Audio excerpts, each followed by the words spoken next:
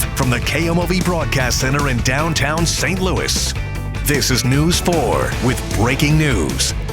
That breaking news at this hour is that big South County chemical fire. It is under control, but things are far from normal tonight. Many people living within a half-mile radius remain out of their homes as a precaution. This all began a few hours ago at the Manor Chemical Company in Afton near Higgy and Valcour. This is right by Tower T Gulf. Many people nearby could see those roaring flames, but it was the smoke that really could be seen for miles all around the metro. And here's what the chemical plant looks like right now from Drone 4. Firefighters remain on scene tonight, but most of the significant parts of the fire are out. Foam has been used since this is a chemical fire. News 4 does have team coverage of the race to get people out of harm's way of this. We're also asking, is the danger in this really over?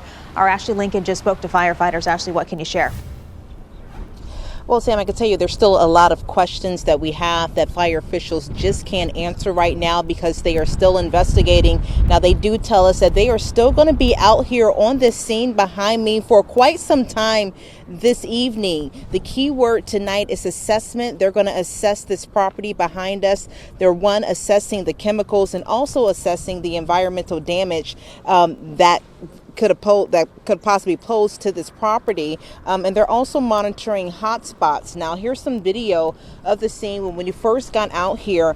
During that brief news conference with fire officials, they told us this fire started around 2:30 this afternoon. We do know at least 10 chemicals were involved with this fire, along with a tanker truck and the structure also catching fire. Now, we did find out the good news here is that all employees were evacuated, and to our knowledge right now from officials, none were injured. We do know 13 agencies worked to put out this fire with a total of 62 trucks on scene. Now, we did find out that one firefighter was injured. We do not know the extent of those injuries and how he was injured at this time. We did get a chance to speak to some residents who were out here before this fire started, and they described to us what they heard before they saw all that black smoke. A little bit before that, I heard like 3 booms. They were pretty decent sized booms, and I was just hoping that everybody was okay. And a much quieter scene than it was 2 hours ago when we were out here. But again, we do know officials will be out here processing the scene. They will provide us another update later on tonight, and hopefully we can find out what actually started this fire. For now, reporting live in South County, Ashley Lincoln, News 4. Well, those are the booms that woman just mentioned. That is the sound people heard as a fire roared at that Afton chemical plant. And News 4's Kim St. Ange has been speaking to some of those residents who have been evacuated. Kim, where are you right now? So we're in a residential area, Corey. This is not far away. I'd guess maybe a couple football field lengths away from the actual chemical plant here in Afton that was on fire.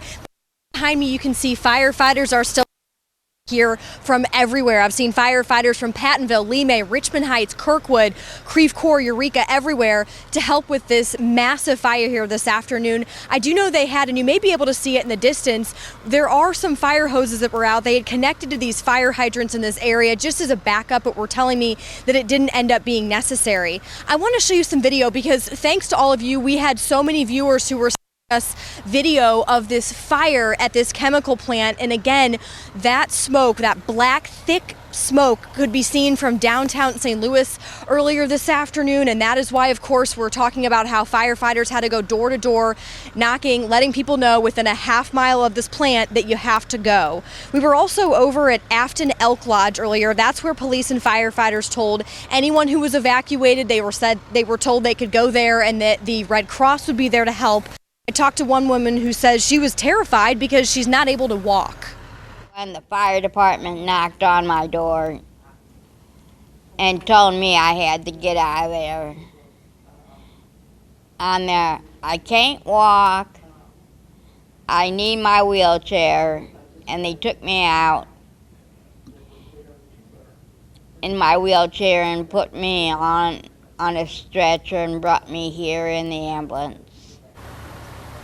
Again, we're told everyone in this area, both the people who live in these homes behind me in this nearby apartment complex, that everyone has been told they're able to go home. We can't see any smoke. We can't smell any smoke here right now. Police still do have this area pretty well blocked off just as a precaution. We're Working to figure out exactly when some of these roads, specifically Higgy, when that will open up. Sam, Corey. All right, Kim St. Ange, thank you. Those evacuations were definitely priority this afternoon. Well, our newsroom has been working to learn more about Manor Chemical Company. According to its website, it's been around since 1972. Some of the products they offer include ethylene glycol, alcohols, and xylene. The uses for those chemicals range from antifreeze to cleaning solutions. According to federal health officials, those products are capable of causing respiratory irritation, headaches, or nausea. There's been no indication yet that those side effects are a concern there tonight. So to recap, fire crews have the flames at the chemical plant under control. Crews are just putting out hot spots and making sure nothing does kick back up. One firefighter was hurt, but no other information was available about that person's condition or exactly how it happened. We do know all plant employees made it out safely, and there is no immediate risk at the scene. Fire crews will be there for hours, and we'll update you here on air and, of course, on the KMOV News app if anything does happen, and keep that news app closed.